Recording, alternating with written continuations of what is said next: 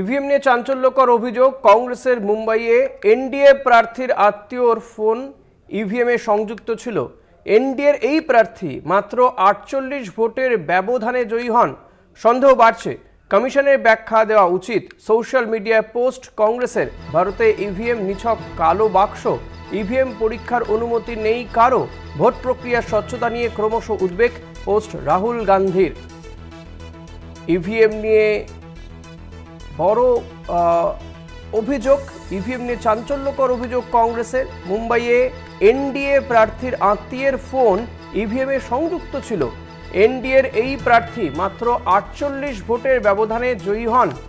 সন্দেহ বাড়ছে, কমিশনের ব্যাখ্যা দেওয়া উচিত। সোশ্যাল মিডিয়ায় পোস্ট কংগ্রেসের, এমনটাই পোস্ট করা হয়েছে কংগ্রেসের পক্ষ থেকে। ঠিক কি অভিযোগ, গোটা বিষয়টি বিস্তারিতভাবে জানবো। প্রতিনিধি জয়ন্ত চৌধুরী রয়েছে। জয়ন্তদা, কংগ্রেসের পক্ষ থেকে বা রাহুল গান্ধীর পক্ষ থেকে ঠিক কি অভিযোগ করা হচ্ছে গোটা বিষয়টি নিয়ে? ইভিএম নিয়ে এর আগেও বহু অভিযোগ উঠেছে, যদিও হ্যাঁ, এর আগেও মানে ভোটের আগে থাকতেই এই অভিযোগ কিন্তু কংগ্রেস সহ তৃণমূল এবং অন্যান্য বিরোধী দল তারা এই অভিযোগটা করছিল যে ইভিএম এ বিভিন্ন রকম কারচুপি করার বিষয়। খুব নির্দিষ্ট করে কি কারচুপি সেটা হয়তো না সামনে এলেও এই কারচুপির বিষয়ে আশঙ্কা প্রকাশ করা হয়েছিল। কিন্তু সেটা জল সুপ্রিম কোর্ট অব্দি করায়, সুপ্রিম কোর্টও শেষ পর্যন্ত সেটা কমিশনের উপর ছেড়ে দেয়। কিন্তু কমিশন খুব বেশি এই বিষয়ে পরিষ্কার স্পষ্ট করে কিছু বলেনি, শুধু অস্বীকার করা হয়েছে।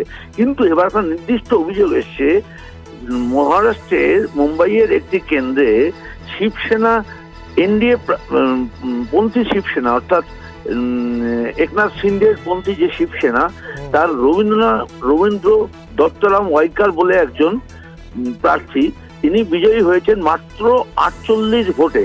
লোকসভায় 48 ভোটে জেতা মানে একটা অত্যন্ত খুব বিরল ঘটনা।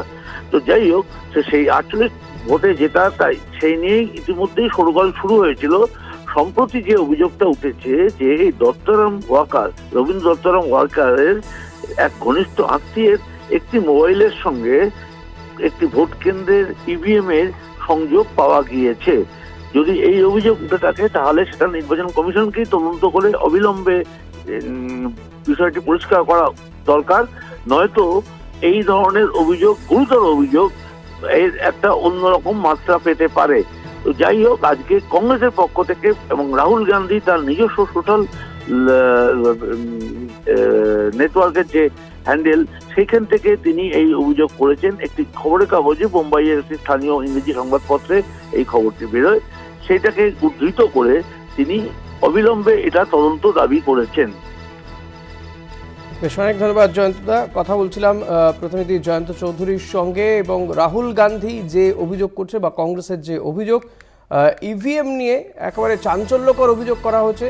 মুম্বাইয়ের এনডিএ প্রার্থীর আত্মীয়ের ফোন নাকি ইভিএম এ সংযুক্ত ছিল। এনডিএর এই প্রার্থী মাত্র 48 ভোটের ব্যবধানে জয়ী হন, যা একেবারে নজিরবিহীন বলা যেতে পারে।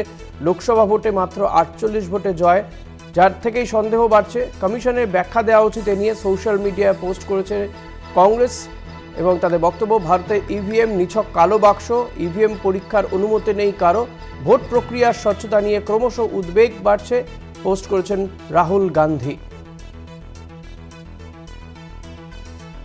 ইভিএম নিয়ে চাঞ্চল্যকর অভিযোগ, মুম্বাইয়ের এনডিএ প্রার্থী আত্মীয়ের ফোন ইভিএম এ সংযুক্ত, এমনই গুরুতর অভিযোগ করা হচ্ছে। এবং রাহুল গান্ধী তিনি সোশ্যাল মিডিয়ায় পোস্ট করেছেন বিষয়টি নিয়ে। এনডিএর এই প্রার্থী মাত্র 48 ভোটের ব্যবধানে জয়ী হন। সন্দেহ বাড়ছে, কমিশনে ব্যাখ্যা দেওয়া উচিত। নিঃসন্দেহে মাত্র 48 ভোটে জয় পেয়েছেন তিনি। সোশ্যাল মিডিয়ায় পোস্ট কংগ্রেসের, ভারতে ইভিএম নিছকই কালো বাক্স, ইভিএম পরীক্ষার অনুমতি নেই কারো, ভোট প্রক্রিয়ার স্বচ্ছতা নিয়ে ক্রমশ উদ্বেগ, পোস্ট রাহুল গান্ধীর। সোশ্যাল মিডিয়ায় পোস্ট করে অভিযোগ করেছেন রাহুল গান্ধী।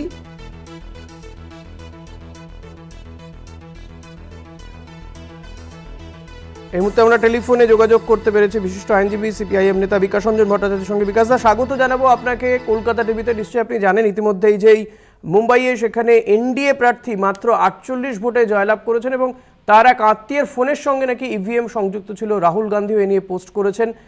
আপনার বক্তব্য জানতে চাইব। এ নিয়ে যদি এরকম ঘটনা ঘটে থাকে, এটাতে ফরেনসিক ইনভেস্টিগেশন হওয়া দরকার। নির্বাচনে যদি এভাবে নির্বাচনকে প্রভাবিত করা হয়, তাহলে তো মারাত্মক ব্যাপার। সেই জন্য এই অভিযোগটাকে তো হালকা ছেলে না নিয়ে নির্বাচন কমিশনের উচিত এটাকে ফরেনসিক এক্সাম করে মানুষের কাছে আনা এবং তাহলে পুনরায় গোটা নির্বাচন প্রক্রিয়া চালু করা। দেশের গণতন্ত্র তো রক্ষা করতে হবে। এরা কি করছে বুঝতে পারছি না আমি ঠিক। একদমই। বিকাশ এ নিয়ে কি আপনারা কোনো অভিযোগ করবেন কমিশনে? বিকাশ শুনতে পাচ্ছেন? কোনোভাবে যোগাযোগ বিচ্ছিন্ন হয়ে গিয়েছে। তবে তিনি যেটা বললেন যে নিঃসন্দেহে যদি এরকম অভিযোগ উঠে থাকে তাহলে তদন্ত করা উচিত, বিষয়কে হালকাভাবে নেওয়া উচিত নয়, এমনটাই কিন্তু দাবি করলেন বিকাশ রঞ্জন ভট্টাচার্য। তবে এ নিয়ে কমিশনের ব্যাখ্যা চেয়েছেন রাহুল গান্ধীও। তিনিও বলছেন কমিশনের ব্যাখ্যা দেওয়া উচিত।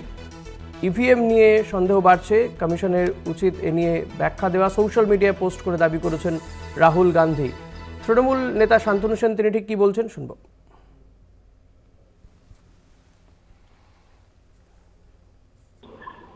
দেখুন, সামগ্রিকভাবে ইভিএম ম্যানিপুলেশনের একটা সন্দেহ তো সারা দেশের মানুষের মধ্যে আছেই, এবং সেক্ষেত্রে আমাদের দলনেত্রী মুখ্যমন্ত্রী মমতা বন্দ্যোপাধ্যায় প্রশ্ন বহুবার তুলেছেন।